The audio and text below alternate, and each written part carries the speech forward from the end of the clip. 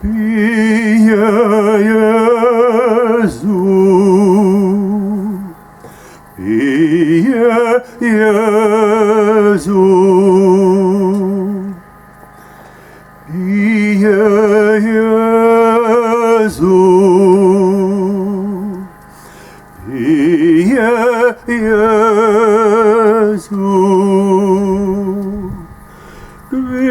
vitalis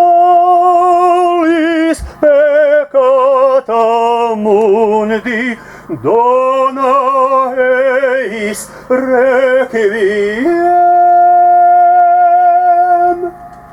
dona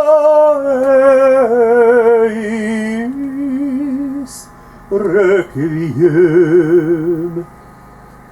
sempiternam,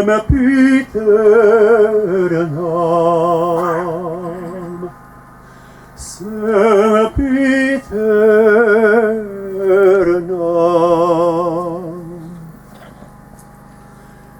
Pie Jesu,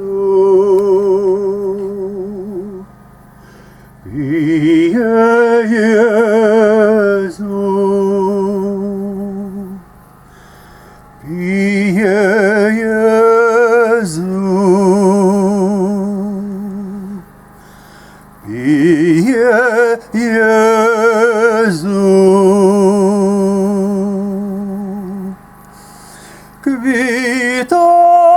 vitalis peccata mundi dona eis requiem, dona eis requiem, sempiternam,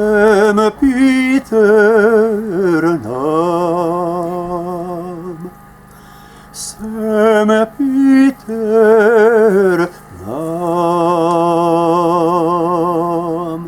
requiem.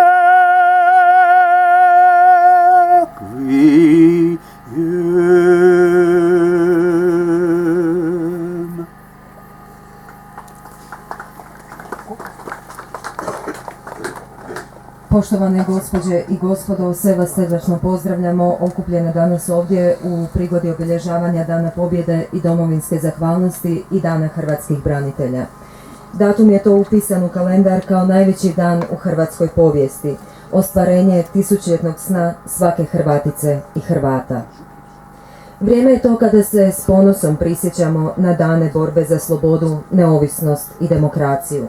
To su dani u kojima je stvorena naša država, a stvorena je u krvi i žrtvi vas koji ste danas ovdje i vaših suboraca koji nažalost nisu osjetili sunce pobjede za koju su nesebično ugasli svoje živote i trajno i neizbrisivo ih utkali u temelje naše domovine. Zbog toga smo danas toliko ponosni na te trenutke i zahvalni na žrtvi naših branitelja bez kojih ne bismo imali voljenu nam Hrvatsku. Neka im je laka ova hrvatska zemlja, a vama koji ste danas ovdje od srca čestitamo vaš dan. U ime svih udruga proisteklih iz Domovinskog rata obratit će nam se gospodin Milan Franić.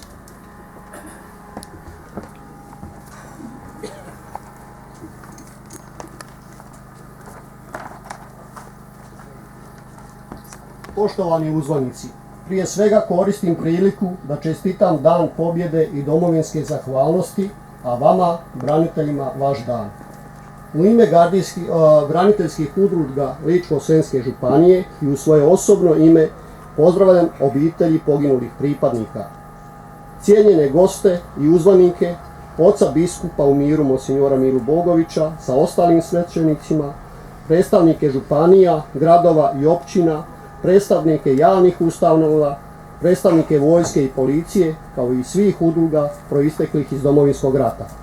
Poseban pozdrav upućujem braniteljima iz HVIDRE Bjelovar i njihovim partnerskim postrojbama sa područja Bjelovarsko-bilogorske županije, koji su posebno za ovu priliku za proslavu Oluje na Ljubovu organizirali biciklistički maraton od Bjelovara do Gospića i natrag pod nazivom Zajedno putevima istine. dug 700 km, predvođeni tajnikom Zbora veterana hrvatskih gardijskih postrojbi Željkom Dragaševićem.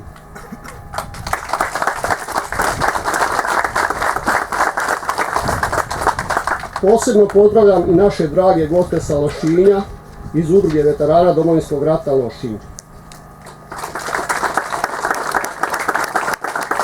Zahvaljujem svima koji su bilo na koji način pomogli da danas proslavimo za nas branitelje najvažniji datum iz Domovinskog rata.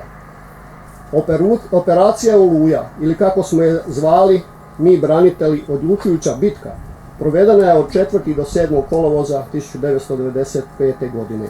To je bila velika vojno-redarstvena operacija u kojoj je Hrvatska vojska i policija oslobodila okupirana područja Republike Hrvatske pod nadzorom pobunjenih Srba na kojima je bila uspostavljena paradržava Republika Srpska Krajina, bez ikakvog međunarodnog priznanja. Operacijom je vraćen u hrvatsko ustavno-pravni poredak cijeli okupirani teritorij osim istočne Slavonije. Oluja je uz operaciju Bljesak ključna akcija koja je dovela do kraja Domovinskog rata. U operaciji je oslobođeno 10.400 četvornih kilometara ili 18,48% ukupne površine Hrvatske. U operaciji je ukupno poginula 174 hrvatska branitelja, a 1100 ih je ranjeno.